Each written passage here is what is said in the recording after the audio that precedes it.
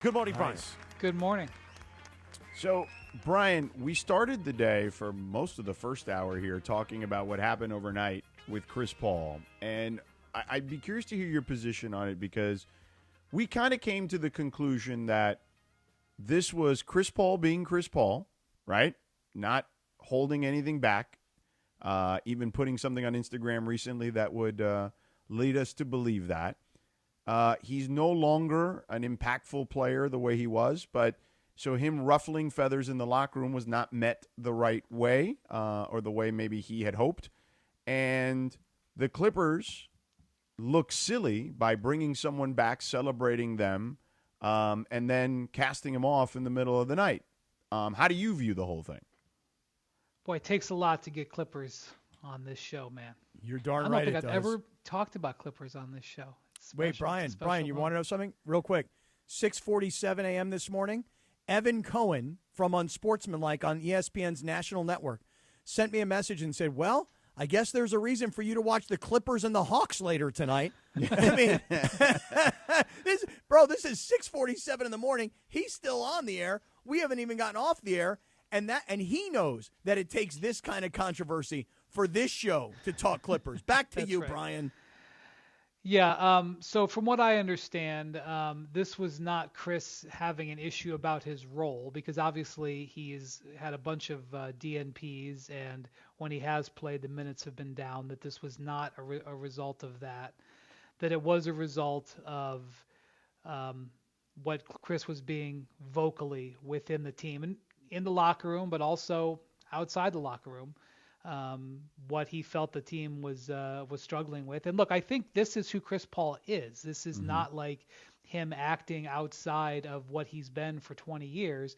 I think the difference is that when you're an all-star or an all-NBA player or even the starting point guard, because he was a starting point guard for 82 games last year in San Antonio, versus when you're, I don't know, if you want to argue about whether he was the 10th man or the 13th man, I don't know, whatever you want to do, it hits a little bit different.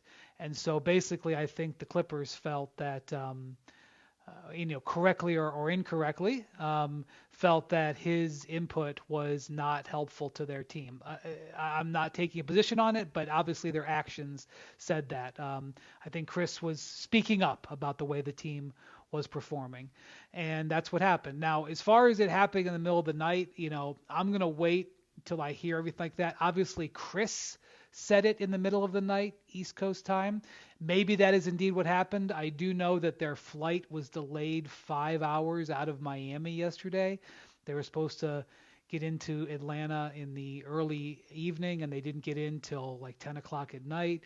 And maybe that set their entire operation a little bit off kilter yesterday. I don't know, however you want to interpret that. But either way, I think that the organization decided they would be better off if Chris wasn't around the team anymore. And we'll see whether that can, you can blame a lot of things on you can blame a lot of factors on a 5-16 start.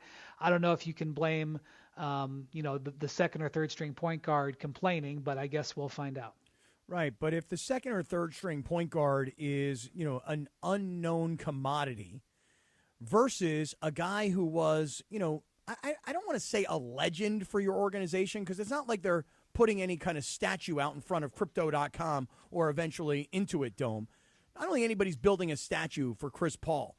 But still, given his contributions to the organization and given that they brought him back on this very, inexpensive contract, and to your point, knowing who he has always been, just something seems very, I'll say it this way, disrespectful to his career. If you don't want him to be on the team or you want to trade him or even if you want to cut him, you can do that. But why do it like this? Where then he gets to send out the message and he gets to make them look bad. Well, there's I would be more agree. To the story. I would agree. The decision and the rollout of how it became public are two different things. Obviously the rollout of how it became public was owned by Chris and made the Clippers look very bad. And so that is one way to look at it. The actual decision about sending him home is a different topic altogether. This team didn't think it was going to be 5-16. You know, in all honesty, and this comes from not just me evaluating their roster. I watched some of them in the preseason. I thought they were very impressive in the preseason. There was a preseason game where they played. A game was on ESPN, in fact. George, I don't even know. Maybe you had the sidelines in this game. No, Malika did that game. Yeah. Malika. They played the Nuggets in a preseason game that I think it was in L.A. You and I were in the studio. Right. That's right. Of course we were. Yeah. That was as high of a level as a preseason game I've seen in 10 years. Right. I mean, I don't want to say it was like game 8, but it was played at a higher level of intensity than we're seeing some of these games that are played on Tuesday, Wednesday night in the league right now. And I watched that game, watched how impressive they were, and I saw, you know, how, you know, they finished last season, which was so strong. And, you know, they lost that series by the flick of an eye. In that Aaron Gordon play doesn't go in, you know, it changes the whole series. I really thought, I didn't think I wouldn't have picked them ahead of the Thunder, but you could have made a case for me that they would have gotten to the Western Finals. And so when they add Chris Paul, they're thinking that they're adding a veteran to this team who, if he could help them win 1/4 of a playoff game, or if he could help them on 3 or 4 possessions in a playoff game in May, that investment is worth it. They're not bringing him in to be the guy who's going to be speaking up in film sessions when you've lost your 7th out of 8.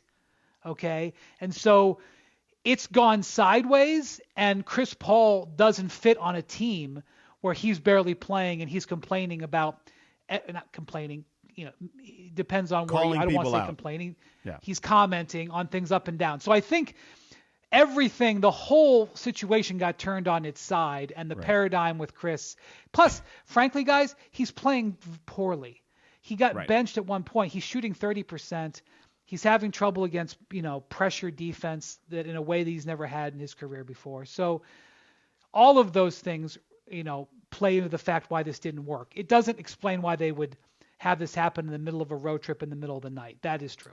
Yeah, I mean, ultimately, I blame them. Like, if anyone knew who Chris Paul was at the core, it was them. So, like, to be surprised that even at this stage of his career, he's still going to be Chris Paul and he's going to tell people what he thinks. Like, I feel like, hey, man, shame on you. Hey, like, you knew what you were getting yourself into. George, I think you're right. And I know they had those conversations when this all started, and they were like, hey, are we sure we want to do this? Yeah. And they got to a place where they said, okay, the answer is yes, we do. Yeah. Clearly, it was a miscalculation. But I would just say that the one thing the Clippers are leading the league in is miscalculations about this season. Oh, yeah. Yeah. There's no doubt about that. I mean, you know, while George says, you know, I blame them because they knew who he was, right? You know who I blame in all of this, Windy? He's waiting for you to say who. No, I know. Yeah. I like the drama of the silence there for a second. Like who, Cappy? Windy, I'll tell you who I blame in all of this. I blame Kawhi. Because if you're 5-16 and you've put all your eggs into the Kawhi basket, and my man is only playing 50% of the time, well, dude, when you tell everybody, hey, we got to get better, bro, you got to play. And if Kawhi Leonard, let's just say he would. Well, his comments about needing more talent also was stunning, considering his lack of play or availability. If you told me that Kawhi has played 16 of 21 games, I would tell you that chances are their record might be different. But the fact that Kawhi Leonard, this is what I said to George earlier, the miscalculation, that's the exact word I used, was they didn't realize that Kawhi was retiring going home. He'd already won his 2 championships. He'd already been completely decorated. He already had Hall of Fame credentials. He comes home and it's like, I do, I don't, I don't know. I'm home, I'm happy, and I got all this money. The miscalculation is depending on Kawhi Leonard. Yes, that's a bigger. They made that decision 6 years ago, and in some ways are still paying for it. You know, this year the games that Kawhi missed was because he had a foot injury. Like, he's not sitting out back-to-backs. He's not taking games off for management or telling them that I'm not going to play. What did he say that one year? I'm not going to play in the first half, or I'm not going to play in the first quarter, or whatever. Like, That's a little bit different. He's actually, by his standards, had the gas pedal down. He played really well at the end of last season. He played really well part of this season. He's actually played pretty well the last few games. He's got 39, 30, and 36 the last 3 games. I agree, George. I got to tell you that I almost would encourage you to go look at the video clip of that interview that Kawhi gave, which I think was about a week ago. Yeah. I'm not sure after which game it was, but it was in LA. And he said, we got to get the right lineups on the court. We got to get some more talent, play with better talent and see what happens.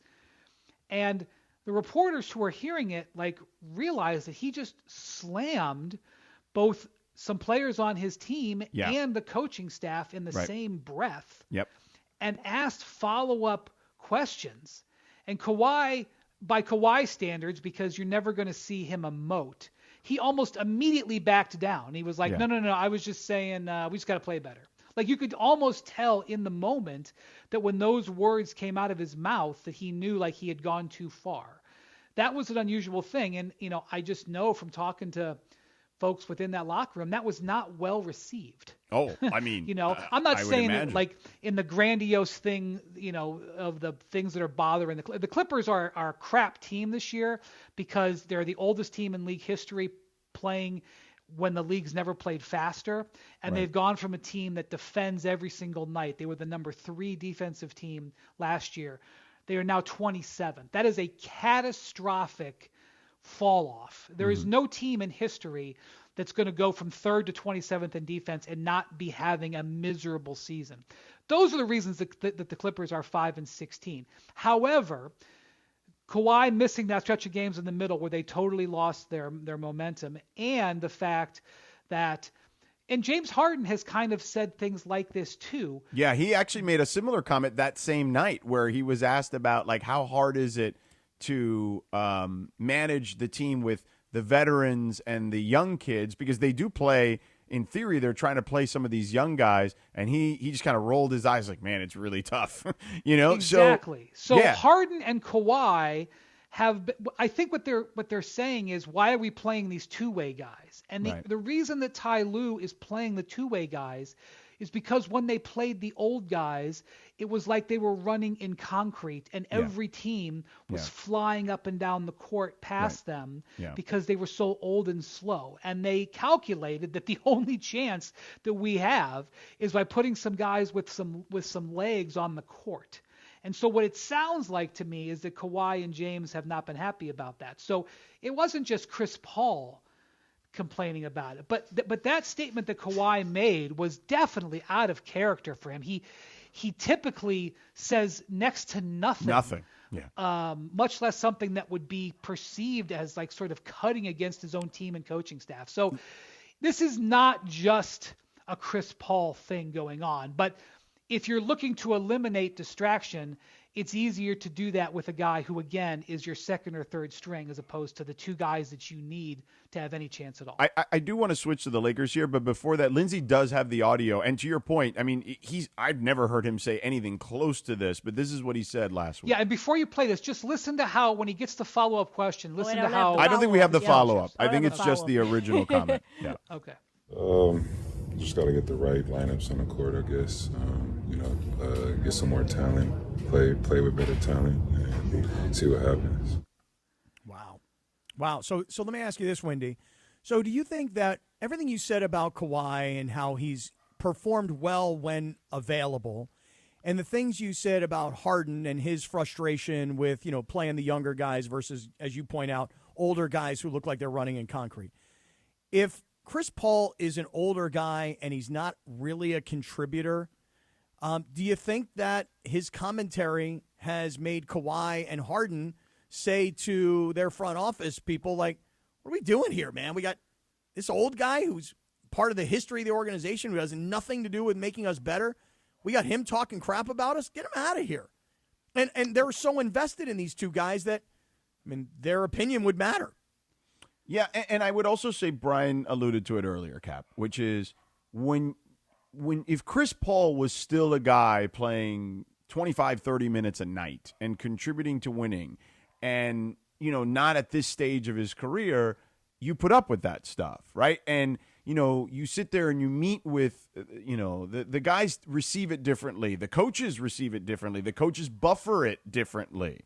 But when you're at this stage, I would imagine whether it's the coaching staff and the players alike and the front office even to some extent, they're like, yeah, you know what? We just don't need this. Yeah, this is pain in the ass. That's it. Mm-hmm. Yeah. Well, I know you want to talk about the Lakers, but something fascinating did happen in the last Clipper game in Miami on Monday night. They gave up 14 3-pointers in the first half alone to the Heat. Yeah. The Heat were having a great shooting night. The Heat are actually on a really good streak right now. I'm sure George can elaborate if you'd like. But they give up 14 threes on 21 in the first half. So you just get destroyed on the 3-point line. So they come out in the second half. I assume that Ty in the halftime might have alluded to covering the 3-point line. I don't know for sure, but I suspect. And they give up in the first 85 seconds of the second half, they give up 3 more 3-pointers to the Heat. Ty calls timeout, okay, and benches his entire starting lineup. Yeah. Okay. He puts in the second string. The second string gets a shot clock violation and then gives up another 3-pointer. This is the Clippers experience 2025 so far. So, but like in Harden in that game, by the way, there have been a lot of nights this year where Harden has been the only thing the Clippers have had going. He has been carrying them. However, in that game, he was as bad as I've ever seen him. He was minus 39 in 20 minutes. So, there's also this sort of thing that's happening right now where they're trying to keep a hold of the rope on the team, I think is what you're also seeing. I think Chris Paul is just one aspect of what's going on. George, you said you wanted to transition to the Lakers. To do that, let me just ask this question. Maybe it's from out of left field. Maybe you guys think it'll be ridiculous, but here it goes. Do you think that the Lakers have any use for or desire? Well, they can't add him. They because of the way the salary cap situation is, they'd need to relieve some salary to make even that happen. But just a question, more globally speaking, without getting into the nitty-gritty details of what they'd have to do, better than I do. But do the Lakers, or would they, or would LeBron, would anybody want Chris Paul on the Lakers? So this is actually part of a bigger conversation. Again, this is probably better for a podcast than a live radio show. The Clippers can't do anything with him right now. I know that you may have seen some places the Clippers have released him. They have not. They've not. The Clippers really can't afford to release him. First off, he cannot be traded until December 15th. That's number one. Wow. Okay. Secondly, the Clippers only have $1 million left under the hard cap for them, and they only have 14 players. You're required to have 14. So if you cut Chris Paul today, I've seen it out there in headlines, he's cut. He's not cut. But let's just say you cut him today, you would be required to sign a 14th player, and they can't afford to. So they could afford to if they didn't sign the player until January. But just so you know, in case anybody follows up, Chris Paul is still a Clipper and probably will be until something gets figured out. And if you're asking me about whether or not he could play for another team, yes, but it would be up to him, I'm sure. And there are lots of teams that have issues with roster spots and stuff like that. So it's not as simple. I do think this transitions to the Lakers, though, which is the Lakers, they're 15-5. I think they've got the second best record in the West. I think they got the number 2 record in the West right now. Is that right? Yes. Mm-hmm. At the start of the season, if you guys said to me, should the Lakers be focused on using the swap and the pick that they traded for Mark Williams initially? Should they be focused on using this all these expiring contracts that they have? Should they really try to upgrade this roster? I would have said probably not, because ultimately I don't think this team I didn't think was beating the Thunder. I didn't think was beating the Rockets or was beating the Nuggets. I don't know if they could beat the Wolves, quite frankly. Right. That's what I would have said to you in October, is I would have tried to make the best of this year with LeBron and roll with these 3 guys and see how they can go. They're 15-5, and they haven't even played their top level basketball yet. And so I do think that the Lakers, as a team that could really, because I think they've got more gears to go to, and they're 15-5. I think that this is a team that could look at a stopgap move or potentially a peak. Because if you're going to dip into the swap and the pick, and I know that you can trade more picks in the summer, and that's one of the reasons why you wouldn't. As long as you were doing this for a player who fit with Luka going forward, or guys, with the way the league is going and with some teams that I think they're just going to potentially just look to, I think expiring contracts could get you some rental talent this year. Mm-hmm. So forgetting about Chris Paul, talking about the Laker conversation about like what Rob Pelinka should be thinking about here, because December 15th is when trade season begins, because the players who were signed last year, like Chris Paul, can be traded. It's 2 more weeks, so we're not there yet, but I think the Lakers, basically, I'm in my head, I think they should be buyers. Okay. And I don't, I think that comes with an asterisk and with nuance and conversation about what to buy. But the Lakers can look themselves in the mirror and say, if we add a real piece, especially a piece that can defend, help us defend, like they could be a team that could win multiple playoff series. I think that this team is structured that way. So Brian, last time we had you on a couple weeks ago, we talked about a Herb Jones-like player, right? And I went scouting. And Cappy went scouting, right? He went to the Pelicans game. Another guy I look at is, and I've done a number of his games over the last couple of years. Keon Ellis is another kind of player that I would look at. Now, again, I'm sure 24 other teams are looking at Keon Ellis like they are looking at Herb Jones. But to me, those are the type of players that if I'm the Lakers, I'm looking at trying to add, because the Lakers' Achilles heel to me is they don't defend the ball very well. Okay. So they're going to be a bottom third defensive team unless they add some type of talent like that to help them, particularly on the perimeter. I mean, in this last game against Phoenix, they've had their challenges against good teams already this season, but Phoenix is one of these teams that plays hard every night. They are going to go and bust their ass to beat you. And, we saw Luka have 9 turnovers. Austin had a high turnover game. LeBron did not play well. They got demolished in transition. Like, to me, a lot of that also is just finding guys that can defend in the half court, because they struggled there too. And also guys that can help you even in transition, even if things look bleak, just being able to get back, which is a thing I think they struggle with as well. Yeah, I mean, that game, so it was their 3rd game in 4 nights. Obviously, LeBron just didn't have it. And you have a Suns team that runs deep and runs fast. Like, their strategy every night is to play with athleticism and play with speed. I mean, they're going – the guys that they're bringing in 8-9 off the bench are coming in and running up and down the court. That is, especially when the Lakers have a rest disadvantage, like that's a situation where you say Phoenix was definitely in the advantage. But the top line on the scouting report when you play the Lakers is make them run. Yeah, I mean that's the top line, and ideally you got Luka complaining at the officials, and he's not even doing whatever he does when he normally gets back, and now you're really in business, which kind of happened a little bit in that game too. And so something that could be an antidote to that. But I think there's going to be a market out there, and of course you're going to say, well, what players, what names? And I'm not ready to get aggregated on a Wednesday December 3rd. Again, I'll do it for you. You know what I'm saying? But there are really. There are guys. So here's the thing, guys. There's going to be some potentially bigger name guys who are going to be available, who are going to be available just for expiring money.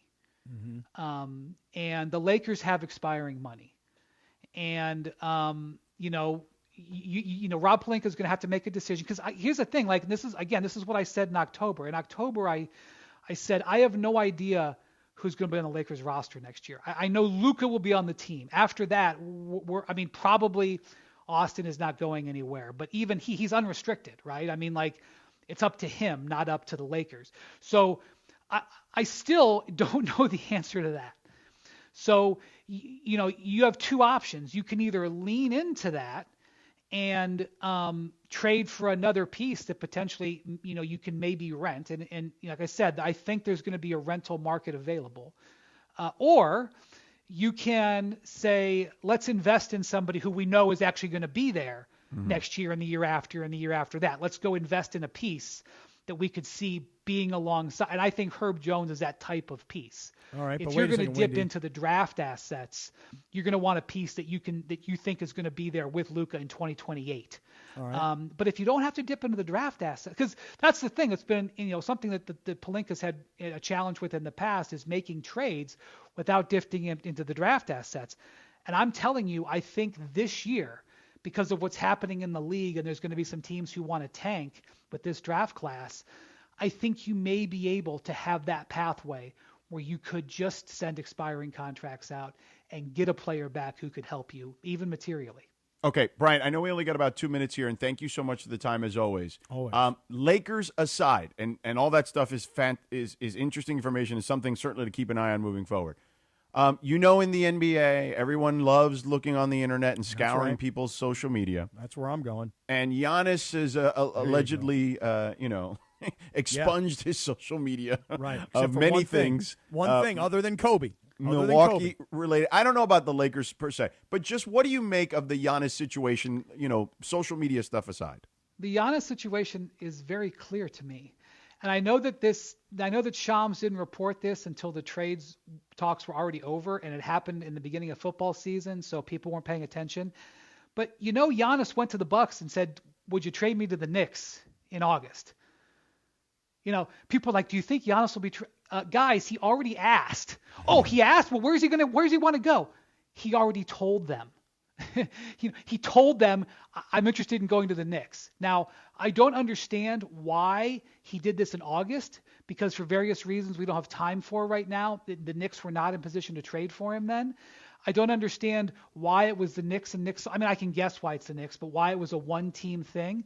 But Giannis has, by the way, Doc Rivers said a bunch of things. John Horst said things. Giannis said things. Nobody said that they denied that reporting, because it was true. It happened.